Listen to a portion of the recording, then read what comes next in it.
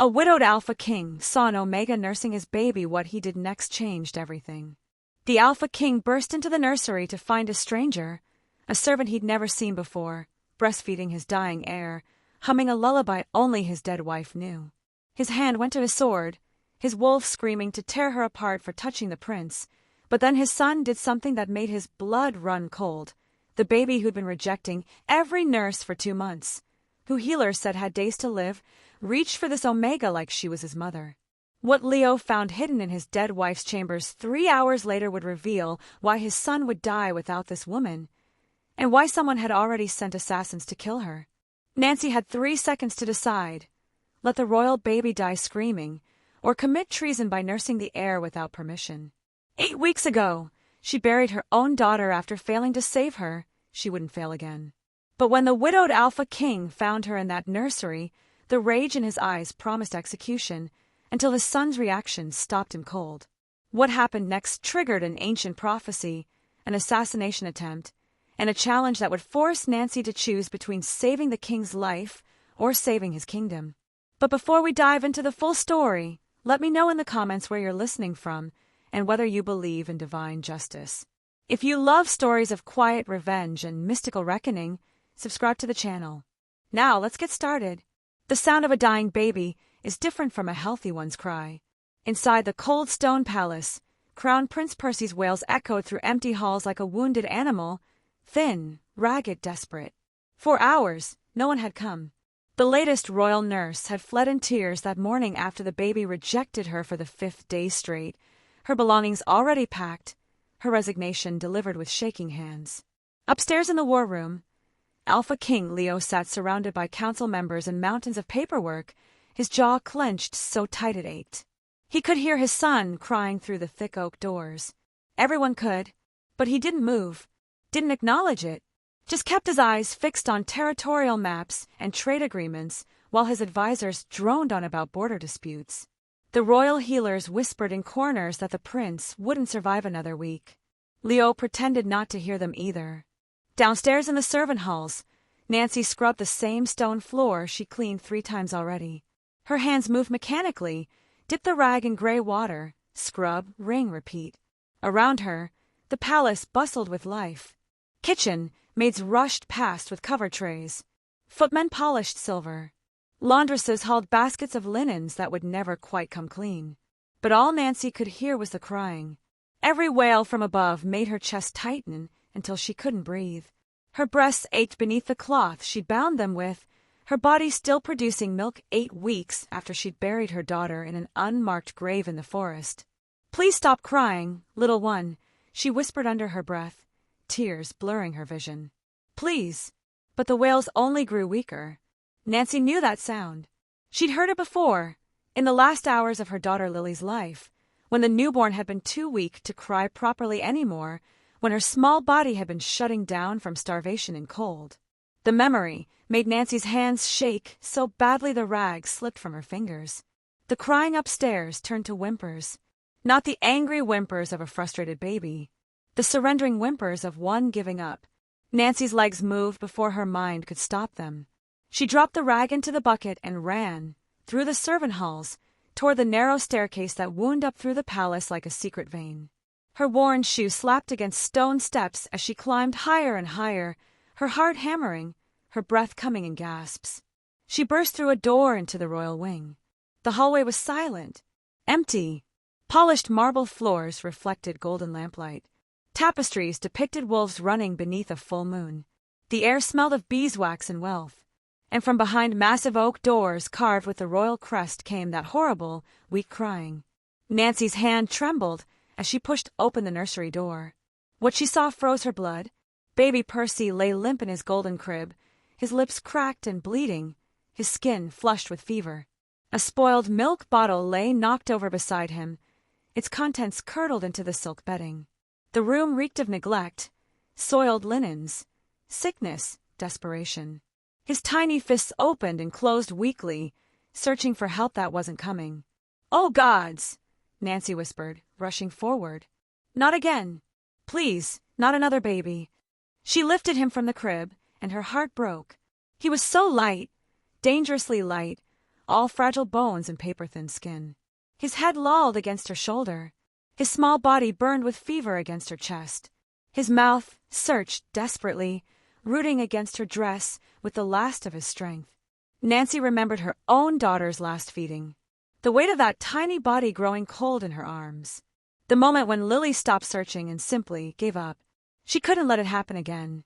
In a moment of pure instinct, Nancy sank into the rocking chair and unwrapped the cloth binding her breasts. With trembling hands, she positioned Percy the way Luna Nina had taught her in those secret midnight lessons, and she began to nurse him. For 3 heartbeats, nothing happened. Then Percy latched. The room fell silent. For the first time in days, the Crown Prince stopped crying. His breathing steadied. His small hand curled into Nancy's worn dress, holding on like she was the only solid thing in his world. Nancy rocked him gently, and a lullaby spilled from her lips. A melody she didn't remember learning, words in a language she didn't speak. But it felt right, like something ancient and sacred. Percy's eyes drifted closed. His fevered skin began to cool. And Nancy wept for him, for Lily, for all the broken pieces inside her that this moment somehow made whole. She didn't know how long she sat there. Minutes. Hours. All she knew was that the baby in her arms was warm and breathing and alive. Then she heard it. Heavy boots in the hallway. Slow. Deliberate. Coming closer. Nancy's heart stopped. The nursery door creaked open. Alpha King Leo stood in the doorway, his face a mask of shock and rage. His bloodshot eyes locked on the scene before him, an unknown Omega, a common servant, breastfeeding his royal heir in the dead of night. When he finally spoke, his voice was low and deadly. "What do you think you're doing with my son?" The Alpha's command rolled through the nursery like thunder. "Put him down. Now."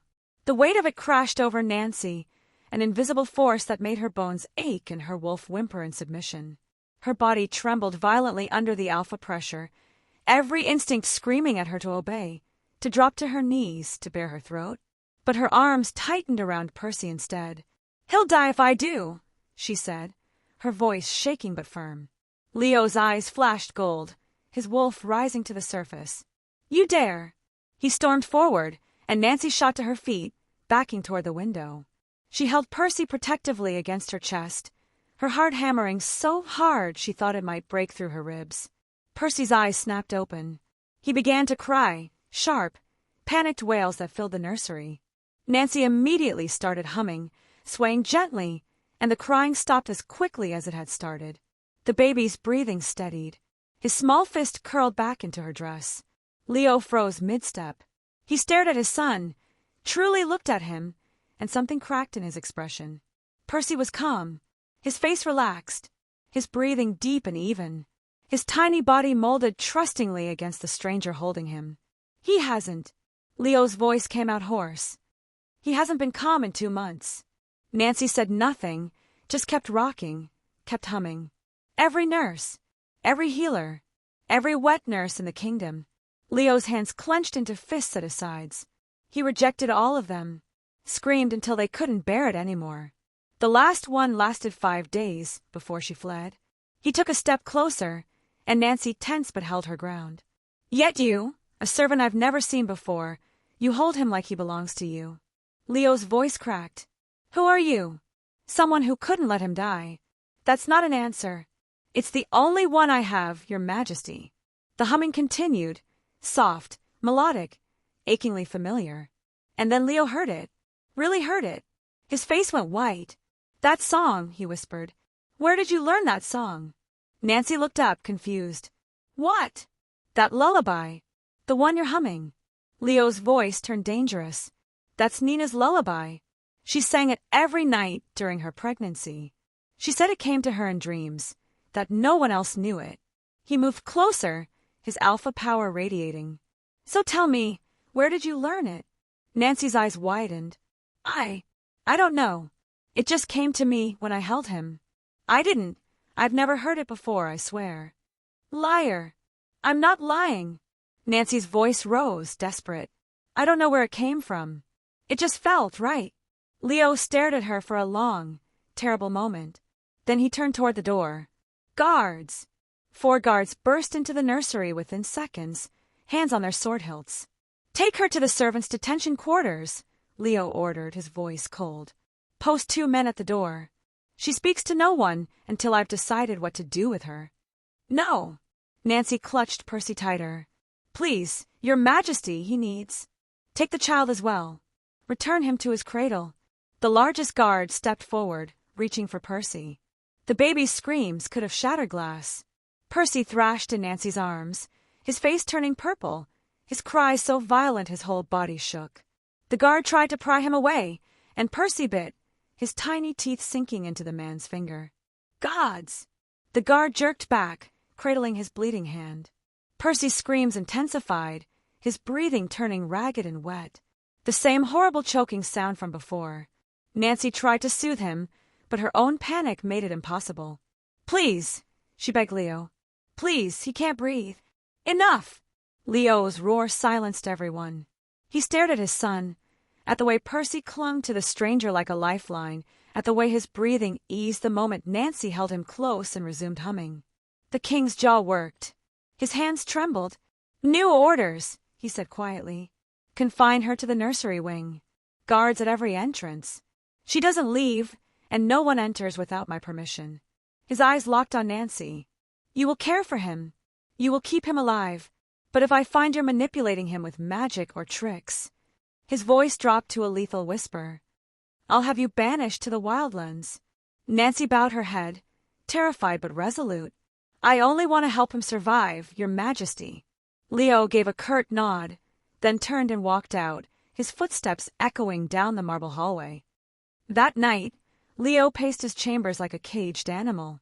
He hadn't set foot in the nursery since Nina died. Couldn't bear the reminder of everything he'd lost. But now a stranger, an unknown Omega, had bonded with his son in ways he himself never could. Jealousy burned in his chest. Confusion clouded his mind. And underneath it all, something else. Something that felt dangerously like hope. He poured himself a whiskey with shaking hands and stared at Nina's portrait on the wall. His beautiful wife looked back at him with painted eyes, mysterious, knowing gone. "What is happening?" he whispered. "Who is she, Nina? Why does our son trust her when he won't even look at me?" The portrait offered no answers. But somewhere in Leo's grief-fogged memory, something stirred. Nina, weeks before her death, waking from a dream with tears streaming down her face. "I saw her again," she'd whispered. "The woman with the crescent moon. Leo, I think she's real." He dismissed it as pregnancy dreams. But what if he'd been wrong? Leo drained his glass and made a decision. Tomorrow, he would search Nina's chambers, the rooms he'd kept locked since her death. And he would discover the truth his wife had died protecting. 6 months earlier, the rain came down in sheets the night Nancy stumbled to the palace gates. She barely remembered the journey, only fragments. Running through the forest, her lover's body is growing cold behind her. The baby moving inside her belly, restless and demanding. Blood on her hands, her dress, soaking through the thin fabric. The guards crossed their spears when they saw her. "State your business," the taller one demanded. Nancy swayed on her feet, rainwater streaming down her face. "Please, sanctuary. Any work. I'll scrub floors. I'll do anything, just..." Her knees buckled. The guard caught her before she hit the ground. "She's wounded. Look at her arms." Deep claw marks raked down Nancy's forearms, defensive wounds from fighting off wolves stronger than her. No pack scent clung to her skin. No mate mark on her neck. Just blood and rain and desperation. "Turn her away," the second guard said firmly. "We don't take in strays, especially not ones running from." "What's happening here?" The voice was soft but commanding. Both guards straightened immediately as Luna Nina appeared at the gates, barefoot and heavily pregnant. Her white nightgown clung to her skin, soaked through with rain. Her eyes were distant, unfocused, like she was sleepwalking. "Your Grace!" The first guard rushed forward. "Please, you shouldn't be out in this weather. Let us escort you back." Nina wasn't listening. She moved forward like a woman in a trance, her hand outstretched. When she reached Nancy, she stopped, stared, her breath caught in her throat. Then she gasped, sharp and startled. "It's you? The one from my dreams." Nina's eyes rolled back, and she collapsed. The guards caught her, shouting for help. Within moments, the courtyard flooded with palace staff, healers, servants, the king himself rushing out in his nightclothes. When Nina woke minutes later in her chambers, her first words were, "The Omega at the gates. Bring her inside. Now." The king's council objected violently. Unknown Omegas were security risks. She could be a spy, an assassin, But Nina used her authority as Luna, her voice ringing with power she rarely wielded. "She is under my personal protection. Anyone who harms her answers to me." And that was that. Nina hid Nancy among the lowest servants, scrubbing floors, washing linens, invisible. But late at night, when the palace slept, Nina would summon her to the royal nursery. "Hold your arms like this," Nina instructed, demonstrating with a cushion. "Support the head. Always support the head." Nancy obeyed, confused. "Why are you teaching me this, Your Grace?" Nina smiled mysteriously. "When the time comes, you'll know what to do." Night after night, the lessons continued. How to swaddle, how to soothe, how to recognize a baby's different cries. One night, Nina reached out and touched the scar on Nancy's arm, the crescent-shaped mark Nancy had kept hidden her whole life. "This is why," Nina whispered. "Because you bear the mark. Because the goddess sent you to me. I don't understand. You will." The night Nina went into labor, she sent for Nancy. Luna was already pale, already weakening. The healers worked frantically around her, but Nancy could see it in their eyes. They were losing her. Nina gripped Nancy's hand with surprising strength. "Listen to me. If I don't survive, you must save my son. No matter what happens. Not even the king can stop you. Your Grace, you'll be fine, you'll. Promise me." Nancy, terrified and confused, promised. Hours later, Nina died. Nancy tried to stay, tried to see the baby, but the head healer threw her out. "Get back to your station, girl. This is no place for servants." She'd been watching Percy from afar ever since, forbidden to enter the royal wing, until she couldn't stand his crying anymore. Present day, Nancy woke with Percy sleeping peacefully in her arms. Dawn light filtered through the nursery windows.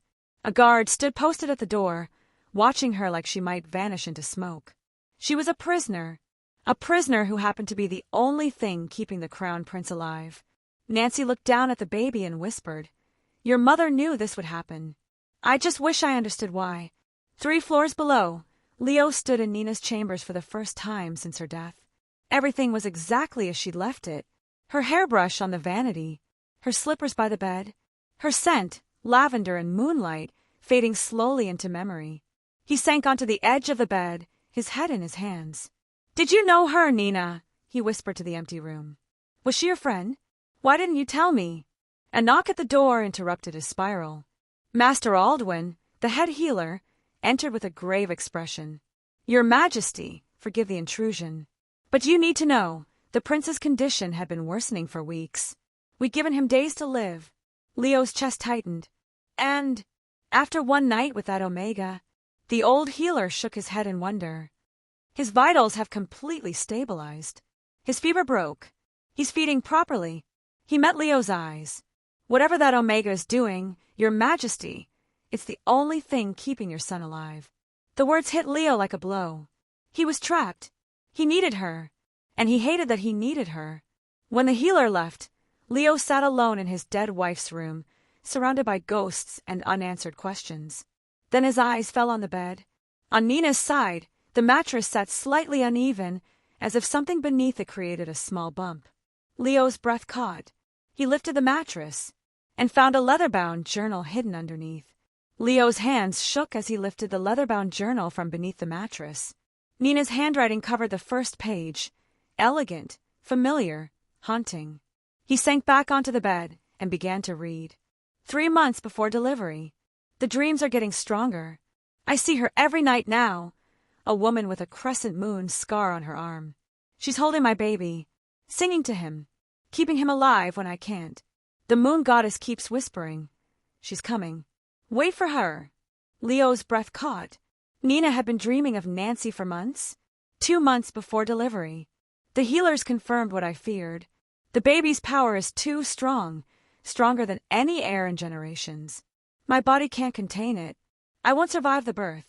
But there's a way to save him. An ancient prophecy I found in the royal archives. If I can find the woman from my dreams. Leo's vision blurred. She'd known. Gods, she'd known she was going to die. 6 weeks before delivery.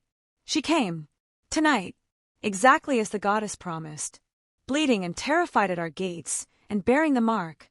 I nearly fainted when I saw her. She's real. The prophecy is real. I brought her inside, hid her among the servants. Leo can never know. The council would kill her if they discovered what she is.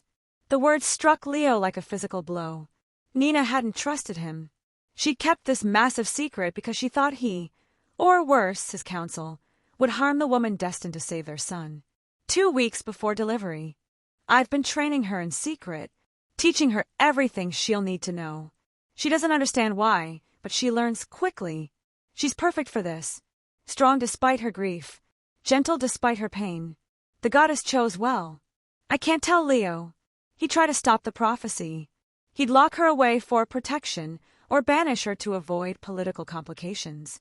The council would manipulate the situation. Some secrets must die with me. Leo's hands clenched around the journal, so hard the leather creaked. Then he found it. The prophecy, copied in Nina's careful hand. The prophecy of the lunar heir.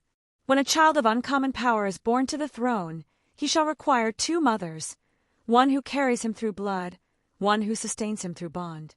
Without both, the child will perish before his first shift. The second mother bears the mark of the first wolf, a crescent carved by fate, not blade. Only through her can the heir's power be anchored. Only through her will he survive. The journal fell from Leo's hands. His wife had known she was going to die.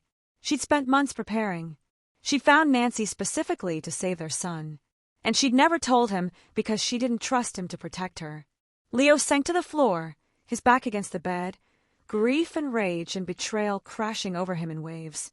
"You should have told me," he whispered to the empty room. "Gods, Nina, you should have trusted me." But even as he said it, he knew why she hadn't. His counsel was ruthless. They'd have seen Nancy as a tool to control, or a threat to eliminate. And Leo himself, would he have believed in an ancient prophecy? Or would he have dismissed it as pregnancy superstition? He didn't know, and that uncertainty burned. Then one phrase from the journal echoed in his mind. Bears the mark of the first wolf, a crescent carved by fate. The crescent scar. Leo shot to his feet, the journal clutched in his hand, and ran. He burst into the nursery wing without knocking. Nancy woke with a gasp, instinctively clutching Percy to her chest. The baby stirred but didn't cry. "Your Majesty!" "Show me your arm," Leo demanded, his voice raw. Nancy's eyes widened. "What?" "Your arm. Now." The guard at the door shifted nervously, but didn't interfere. Nancy slowly, carefully adjusted Percy in her arms, then pulled back the sleeve of her dress.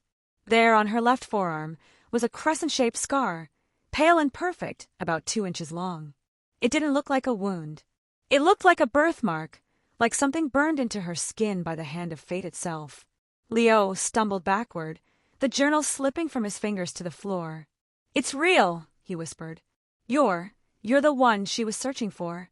Nancy looked at the scar, then at him, confusion and fear warring in her eyes. "I don't understand." Leo's voice broke. "My wife died to bring you here. To save him." He sank to his knees, the mighty Alpha King, the ruler of the realm, brought low by grief and revelation. And for the first time since Nina's death, Leo wept. Not the silent tears he'd shed alone in the dark, but broken, gasping sobs that shook his entire body. Nancy stared at him, frozen, the baby quiet in her arms. And in the doorway, the guard looked away, giving his king the only privacy he could offer. Leo lifted his head, his eyes red-rimmed but fierce. "Tell me everything. Who you are. Where you came from. All of it." Nancy hesitated, her arms tightening around Percy. "Please," Leo said, and the raw desperation in his voice broke through her fear. "I need to understand." She took a shaky breath. "I'm from the northern frost pack. Beyond the mountains." Leo's expression darkened. The northern territories were brutal, ruled by ancient laws most kingdoms had abandoned centuries ago. "I was born with this mark." Nancy touched the crescent scar. "My pack saw it as a curse at first. Then the elders found old texts, discover the prophecy about the lunar air. They realized what I was. What happened? Nancy's voice went hollow. They planned to sell me, auction me off to the highest bidding alpha who wanted to secure a powerful heir. I was 16. Leo's hands clenched into fists. So I ran. Nancy's eyes grew distant. I met a rogue wolf in the woods. His name was Thomas. He was kind, gentle. He didn't care about prophecies or marks. We fell in love. Her voice cracked. I got pregnant. And they hunted you down. The Northern Pack doesn't let valuable property escape. Nancy's tears fell onto Percy's sleeping face. They found us 3 months before my due date. Thomas fought them off while I ran. I heard him die. I kept running. Leo closed his eyes, grief recognizing grief. I gave birth alone in the woods. My daughter, Lily, she was so small. So perfect. Nancy's voice broke completely. But I had no shelter, no food, no way to keep her warm. My milk wasn't enough. She lived 3 days. Gods, Leo whispered. I buried her under an oak tree and kept running. Barely alive when I reached your gates. Nancy met his eyes. Nina found me. She knew somehow, knew I was the one from her dreams. She protected me, trained me, but she never told me the whole truth. What did she tell you? That I was meant to protect a child who would change the world. She taught me the lullaby, how to care for a newborn. The night she went into labor, she made me swear an oath. Don't let them take him from you. He needs you to survive. Nancy's voice shook. Then she died, and the healers threw me out. I thought I'd failed her. I'm just a servant. I had no power to help. Leo stared at her, truly saw her for the first time. Not a threat, not a stranger.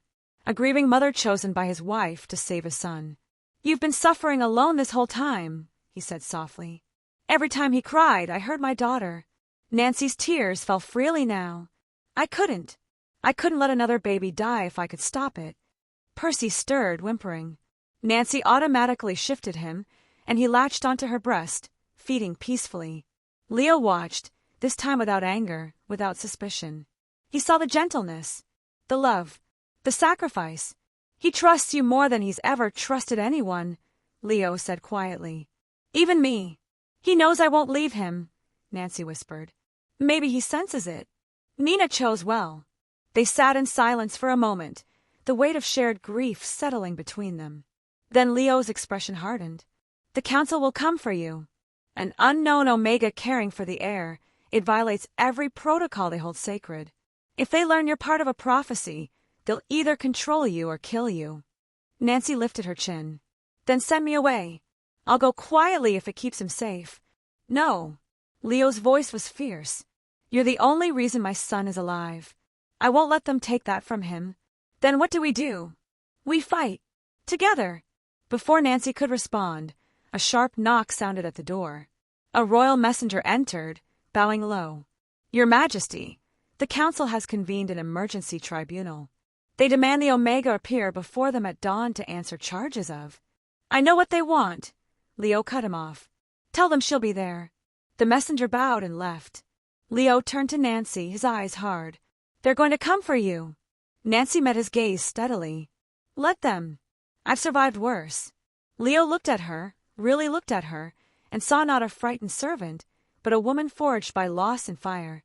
You're stronger than you look, Omega. Nancy's lips curved into the smallest, saddest smile. I have to be Alpha. For him. Dawn broke cold and gray over the palace. Nancy was escorted to the grand hall by 4 guards, her wrists bound in iron cuffs that suppressed her Omega instincts. Percy had been torn from her arms despite her desperate protests, his screams still echoing in her ears. The grand hall was massive, vaulted ceilings, marble columns, stained glass windows depicting the kingdom's founding. At the far end sat the royal council, 12 powerful alphas and betas arranged in a semicircle of judgment. At the center sat Chancellor Aldrich, a silver-haired alpha whose cold eyes had witnessed 3 generations of kings. He'd served Leo's father and grandfather before him. Percy's screams echoed from somewhere beyond the hall, growing weaker. Nancy's heart shattered with every cry. Leo sat on his throne to the right of the council, his face an unreadable mask. But Nancy saw his hands gripping the armrests, so tight his knuckles had gone white. Bring the Omega forward, Aldrich commanded. Guards shoved Nancy to the center of the hall. She stumbled but kept her feet, lifting her chin despite the terror coursing through her veins. Aldrich's voice rang out. You stand accused of breaching royal protocol, unauthorized contact with the crown prince, and suspected use of dark magic to enchant the air. How do you plead? I used no magic, Nancy said, her voice shaking but clear. I only fed a starving baby. You, a common Omega with no pack affiliation, expect us to believe the prince bonded with you naturally? A council member sneered. Another leaned forward. She must be investigated thoroughly. We demand a truth serum. No. Leo's voice cut through the hall like a blade. She will not be tortured in my kingdom. Aldrich's eyes narrowed. Then you would protect her over our traditions, your majesty? Over the safety of the realm. I would protect the woman keeping my son alive. Ah, yes. The miraculous recovery. Aldrich smiled, cold and calculating. We've investigated this woman's past, your majesty.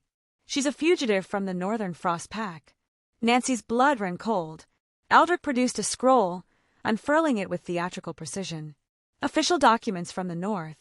Nancy of the Frost Pack is wanted for theft of sacred property. His smile sharpened. Herself. Her pack has a legal claim over her as a marked Omega. If you protect her, you risk war with the North. Murmurs rippled through the council. Send her back, one member urged. Find a proper nurse. Avoid conflict. Leo stood, pulling Nina's journal from inside his jacket. My wife left this. I'll read what she wrote to you. He opened it and read the prophecy aloud, his voice steady and strong. The hall fell silent. Aldrich's face darkened. You would invoke ancient superstition to justify harboring a fugitive. My wife believed it, and my son is alive because of this woman. Or, Aldrich said slowly, your son is being used as a pawn in a northern scheme to infiltrate our throne. The council members nodded, murmuring agreement. An elderly healer stood. I propose a test. Separate the child from the Omega for 24 hours. If he survives without her, she's not essential. If he doesn't, we'll reconsider. No! Nancy screamed. You'll kill him! Leo's eyes flashed gold. I won't risk my son's life for your politics. Aldrich leaned forward. Then you admit you cannot rule without her influence, your majesty. Perhaps the Omega has already enchanted you as well. Dangerous murmurs spread through the council. Suddenly, glass shattered. An arrow flew through the window, aimed directly at Nancy's heart. Leo moved on pure instinct. He launched himself from the throne, tackling Nancy to the ground. The arrow struck his shoulder instead, and he grunted in pain. Assassin! Guards flooded the hall. A second attacker rushed from the crowd, blade drawn, charging toward Nancy and the wounded king. Nancy, still pinned beneath Leo, saw him coming. She grabbed a dagger from a fallen guard's belt and, without thinking, threw it. The blade struck the assassin in the chest.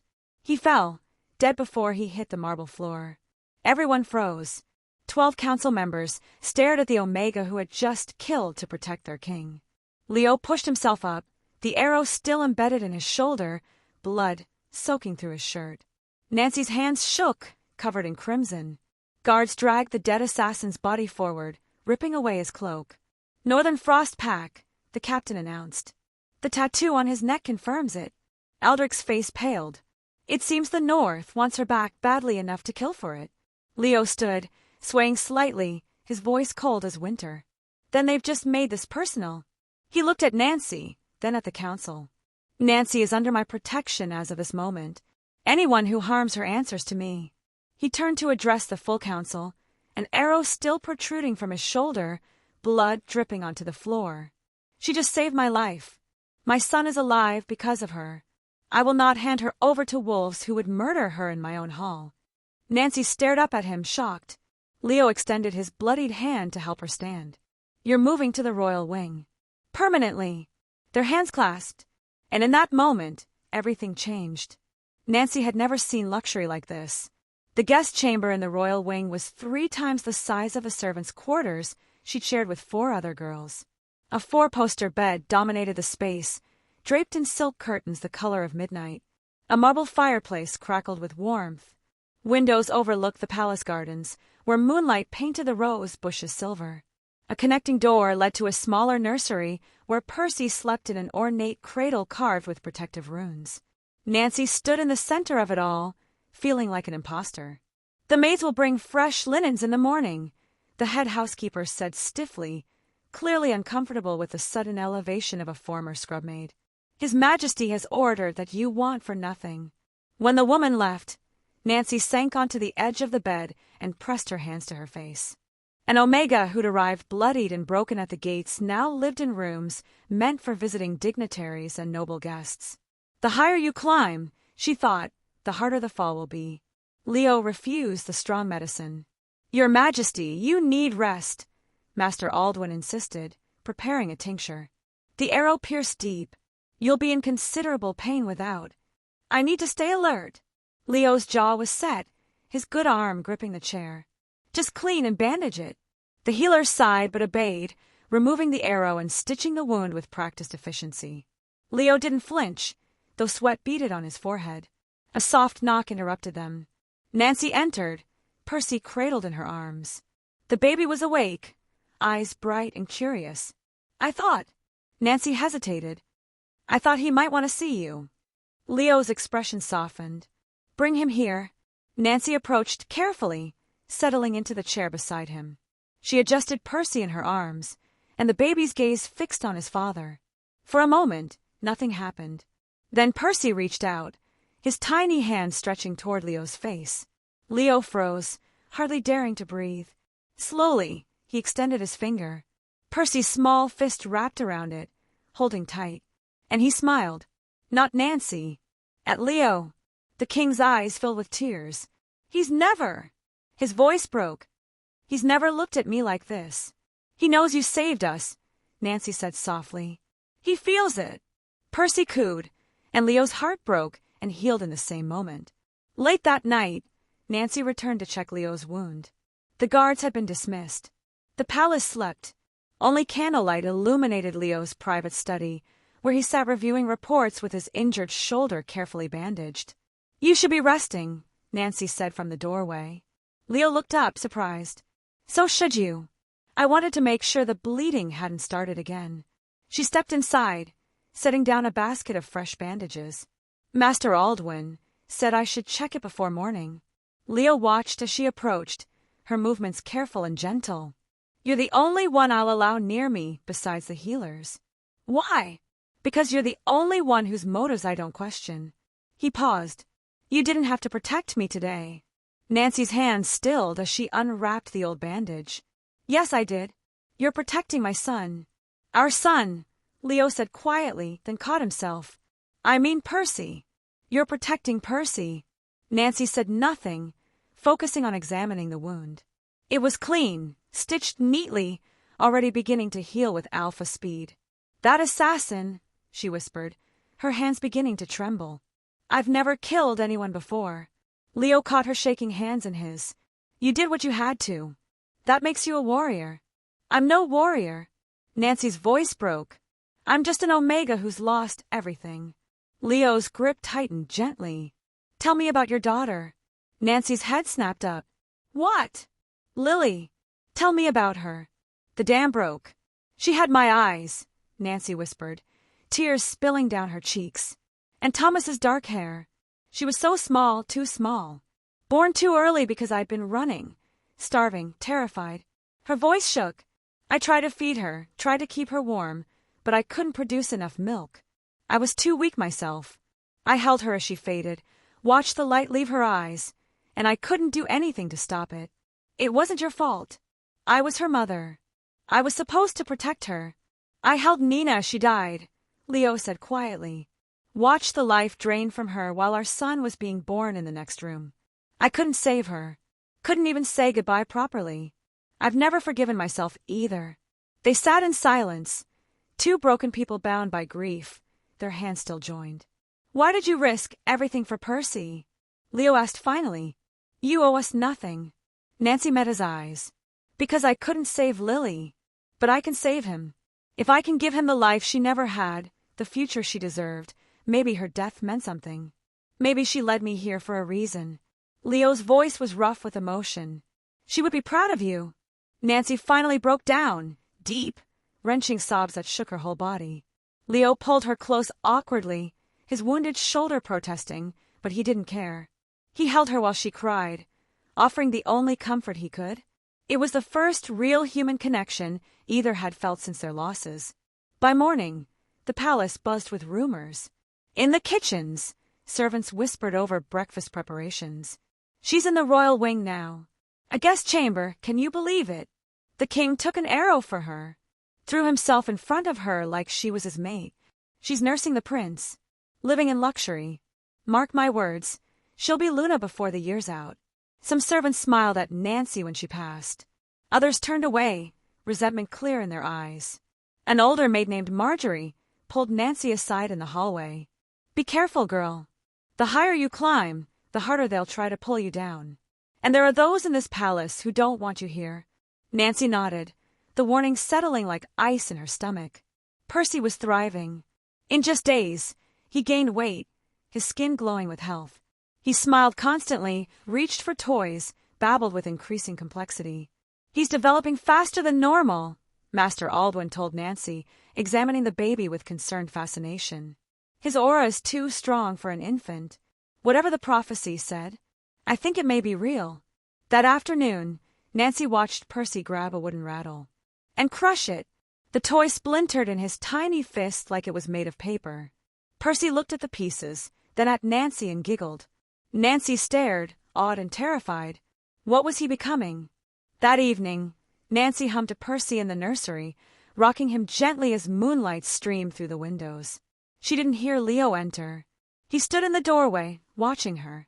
She looked so natural with their son, like she'd always been meant to be there, like Nina had known exactly what she was doing. Nancy looked up and caught him staring. Their eyes met. Something shifted in the air between them, something electric, dangerous, inevitable. Leo took a step forward, his heart pounding. Nancy's breath caught, her pulse racing. Percy cooed softly, and the spell shattered. Leo cleared his throat. I should let you put him to bed. He turned and left quickly, his footsteps echoing down the hall. Nancy sat frozen, her heart racing for reasons she didn't understand and couldn't name. Late that night, Nancy found a letter slipped under her door. No signature. Rushed handwriting. They're planning something. The council won't let you stay. Leave before it's too late. This is your only warning. Nancy's hands trembled as she read it. She looked at Percy, sleeping peacefully in his cradle, at the luxury surrounding her, at the fragile safety she'd found. Then she walked to the candle and held the letter to the flame. It caught, curling into ash. I'm not running any more, she whispered to the darkness. Whatever came next, she would face it. For Percy, for Lily's memory, and for the broken king who'd taken an arrow meant for her heart. The conspiracy unraveled at dawn. Leo's spymaster, a fox shifter named Senna who moved through the palace like smoke, delivered her report in the dead of night.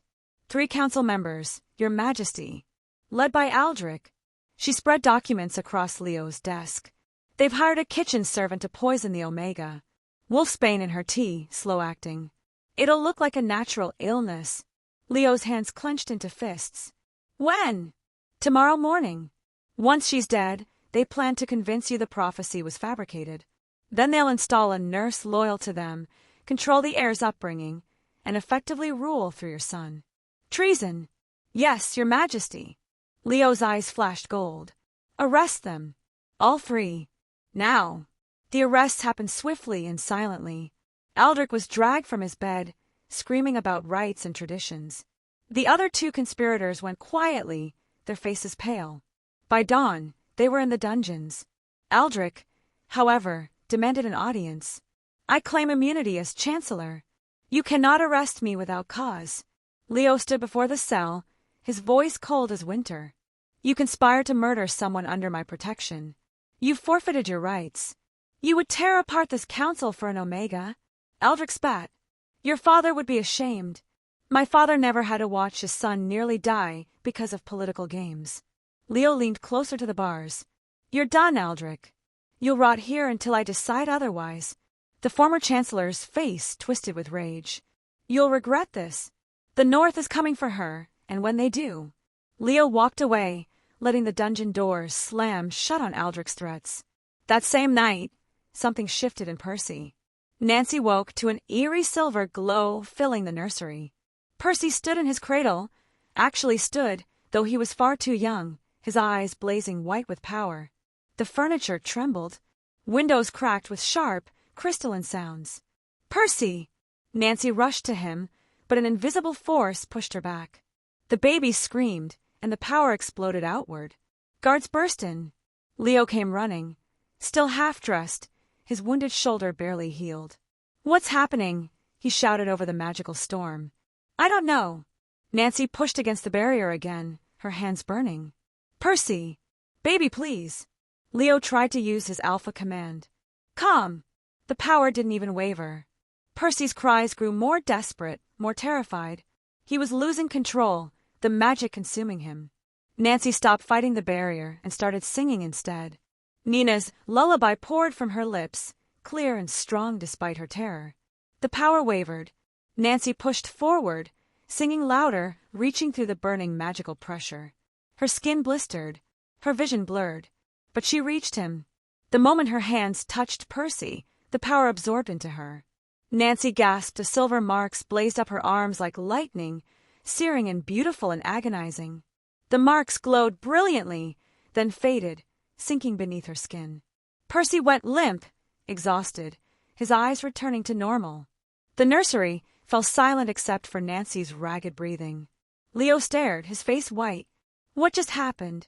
Master Aldwin arrived moments later, summoned by the guards. The ancient mage examined Nancy with trembling hands, studying the faint silver marks now visible beneath her skin. "She's not just his nurse," Aldwin whispered in awe. "She's his anchor. The prophecy bonded them on a level I've never seen. Without her, his power will consume him. With her," he looked at Leo, "she can contain it, channel it. She's the only thing standing between your son and complete magical destruction." Leo stumbled back against the wall. He needed her, not just for feeding Percy, not just for comfort. His son would literally die, or destroy everything, without her. And the council, the North, the entire kingdom would never stop trying to remove her. There was only one way to protect her permanently. The next morning, Leo summoned the entire court to the Grand Hall. Every noble, every council member, every servant who could be spared from their duties. The hall overflowed with curious, anxious faces. Nancy stood beside the throne, Percy in her arms, her heart hammering. Leo had asked her to trust him. She did. God help her, she did. The remaining council members glared at her from their seats, Aldrich's absence a gaping wound in their formation. Leo's voice rang out, commanding an absolute. "For 2 months, I watched my son die. For 2 months, your nurses failed. Your healers failed. Your politics failed. Silence gripped the hall. This woman, Nancy, saved his life when all of you had given up. She risked execution to feed a starving baby. She killed to protect her king. She anchors power that would otherwise consume my heir." Gasps rippled through the crowd. "She is not a servant. She is not a stranger. She is the one my late wife chose to protect our son through a prophecy older than this kingdom." Nancy's eyes widened. What was he doing? "From this day forward," Leo continued, his voice carrying to every corner of the hall, "Nancy is under permanent royal protection. She will reside in the royal wing. She will raise Crown Prince Percy alongside me." The murmurs grew louder. "Any wolf who threatens her threatens the throne itself. Any plot against her is treason against the crown." Then Leo did something that made the entire hall gasp. He descended from his throne, walked to Nancy, and took her free hand in his. "By the authority of the throne and in honor of my late wife's final wishes, I grant Nancy the title of Luna's chosen, guardian of the air." The hall erupted. It wasn't a mate bond, but politically, it was almost as powerful. Nancy had gone from fugitive to one of the most protected people in the kingdom. She stared at Leo, tears streaming down her face. He squeezed her hand gently. "You're safe now." Before the court could fully react, the massive doors burst open. A delegation marched in, 20 wolves in northern frost pack colors, armed and dangerous. At their head walked Alpha Rowan. He was massive, scarred from countless battles, his presence radiating brutal strength. His eyes locked on Nancy like a predator spotting prey. That woman, Rowan's voice boomed through the hall, is property of the Northern Frost Pack. We demand her immediate return. Leo stepped in front of Nancy, his body a shield. She is a citizen of my kingdom and under my protection. She was born in our territory. She bears our sacred mark. She belongs to us. Rowan's smile was cold. To me. She belongs to no one. And she's not leaving. Rowan's eyes gleamed. Then I invoke the ancient right of challenge. Single combat. You and me. If I win, the Omega comes home.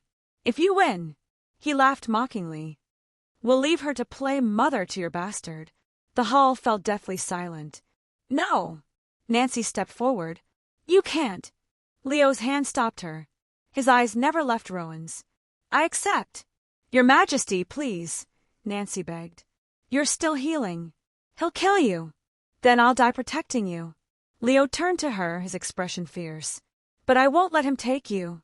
Rowan's laugh echoed through the hall. The challenge will be held at the new moon. 3 days. Prepare yourself, King. He looked past Leo to Nancy. I'll see you soon, little Omega. And this time, you'll learn what happens to property that runs away. The Northern delegation turned and marched out, leaving chaos in their wake. Nancy clutched Percy, her whole body shaking. Leo stood tall, his jaws set, knowing he'd just bet everything, his life, his throne, his son's future, on a fight he might not win. What would you sacrifice to protect someone who'd become essential to your survival? 3 days passed like a countdown to execution. Leo trained relentlessly despite his healing shoulder. Nancy watched from the palace windows as he sparred with his best warriors, each session ending with him bloodied and exhausted. You could die because of me, Nancy said one evening as she tended his wounds. Leo caught her wrist gently. I could live because of you. Percy could live. That's worth fighting for. Why are you doing this? I'm nothing to you. Leo's grip tightened. You're not nothing. Not to Percy. Not to... He paused, his eyes searching hers. Not to me. The weight of those words hung between them like a promise neither dared name. The night before the challenge, Rowan requested a private audience with Nancy. Leo refused. Nancy overruled him. Let me face him, she said quietly.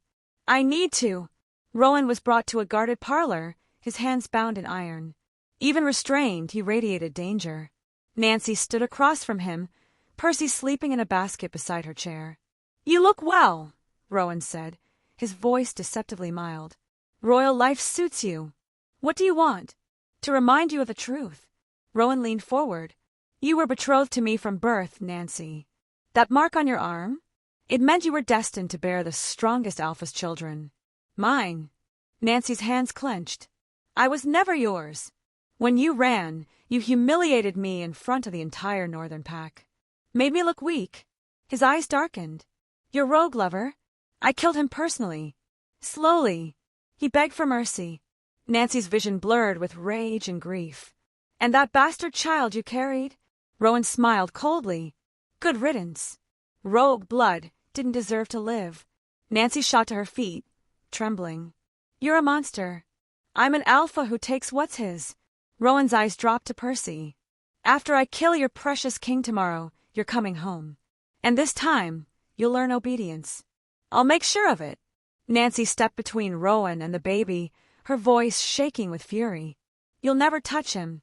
You'll never touch me again. We'll see. That night, Nancy sought out the royal mage. Master Aldwin led her to the ancient library, pulling out scrolls older than the kingdom itself. The crescent mark, Nancy said. Tell me the truth. What does it really mean? Aldwin unrolled a brittle parchment. Centuries ago, Omegas bearing this mark were revered as sacred, vessels of the moon goddess's power. They were healers, seers, anchors for great magic. And now, over time, Alphas corrupted the tradition. They began claiming marked Omegas as possessions, breeding stock for powerful heirs. Aldwin looked at her sadly. Your pack continued the old ways, the twisted version. But the prophecy works through choice, not force. You bonded to Percy because you chose to save him. The mark didn't make you his anchor, your love did. Nancy stared at her arm, at the mark she'd always thought was a curse. I have power, she whispered. I've always had it. They just made me afraid to use it. Yes, Aldwin said. And tomorrow you may need it. The new moon rose over the ceremonial combat grounds. The entire kingdom gathered. Thousands of wolves, nobles, servants, all watching in breathless silence. The arena was ancient, a circle of white stone marked with protective runes. Nancy sat on the royal platform. Percy clutched to her chest. Her heart hammered, so hard she thought it might break through her ribs. Leo and Rowan faced each other in the ring. Last chance to back down, Rowan said, rolling his shoulders. Give me the Omega, and I'll let you live. Leo's eyes flashed gold. She's not a prize to be won. Let's finish this. The fight began. It was brutal from the first blow. Rowan was larger, more experienced, fighting with the savage efficiency of a warrior who'd killed hundreds. He moved like violence incarnate, each strike designed to maim. Leo fought with controlled fury, every move calculated. But his shoulder, barely healed, weakened his defense. Rowan's claws raked across Leo's chest, drawing blood. Nancy screamed. The Northern Alpha pressed his advantage, driving Leo back. You're weak. Your mate died. Your son rejects you. And now you'll die for an Omega who'll never be yours. Leo stumbled, and Rowan's fist connected with his jaw. The king went down hard. Rowan moved in for the kill, claws extended, aiming for Leo's throat. Percy suddenly screamed. His power erupted like a detonation. Silver light flooded the arena, blinding and terrible. The protective runes around the combat circle shattered. Wolves cried out, shielding their eyes. Nancy felt the power pulling from her, through her. Percy was trying to protect Leo, but he was too young, too wild. The magic spiraled out of control. The stone cracked. The platform trembled. People fled in terror. Percy's power could kill everyone in the arena. Nancy made her choice. She ran into the ring, still holding Percy, magic crackling around them like lightning. Stop this, she shouted at Rowan. I'll go with you. Just stop. Rowan grinned, bloodied and victorious. Smart girl. But Leo rose. Blood poured from a dozen wounds. His face was a mask of pain and determination. He stood between Nancy and Rowan, swaying but unbroken. No, Leo said, his voice rough. She's not a prize. She's not property. He looked at Nancy, and his eyes were blazing. She's a person, and she chooses her own fate. He turned back to Nancy. Tell him, what do you choose? Nancy stared at Rowan, the monster who'd killed Thomas, who'd mocked Lily's death, who wanted to own her like an object. Then at Leo, the broken king who'd taken an arrow for her, who defied his counsel, who was bleeding in the dirt to protect her freedom. She looked down at Percy, the baby she died to protect, the second chance she never thought she'd have. I choose to stay, Nancy said, her voice ringing clear across the arena. I choose Percy. I choose freedom. She met Leo's eyes. I choose you. Rowan roared in fury and lunged, not at Leo but at Nancy. Leo intercepted with a speed that shouldn't have been possible for someone so injured. The fight resumed with new intensity. But this time, Leo didn't fight with rage. He fought with purpose. Nancy's words had given him strength. He channeled everything. His grief for Nina, his love for Percy, his desperate need to protect the woman who'd become essential to his survival.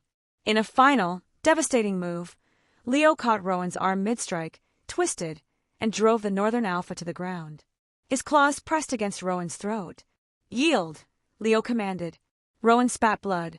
Never. Then die. Wait. Nancy's voice stopped him. She stepped forward, Percy quiet in her arms. Don't kill him. Don't become what he is. Leo's hand trembled. Every instinct screamed to end the threat. But he listened to her.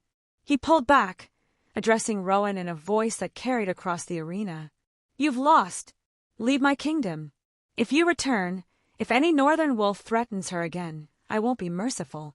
Rowan staggered to his feet, humiliated, defeated. This isn't over. Yes, Leo said coldly. It is. The northern wolves retreated, carrying their broken alpha. The arena erupted in cheers. But Leo's legs gave out, and he collapsed. Leo! Nancy ran to him, dropping to her knees. Percy still in one arm. Healers rushed forward, but Nancy got there first. She pressed her hand to his worst wound, and something incredible happened. The silver marks on her arms glowed. Warmth flowed from her into him, not healing exactly, but stabilizing, keeping him alive.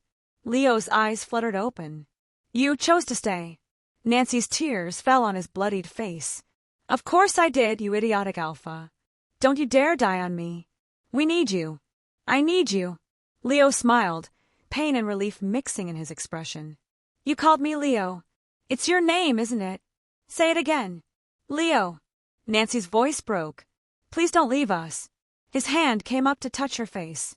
Not planning to. Then his eyes closed, and the healers took over.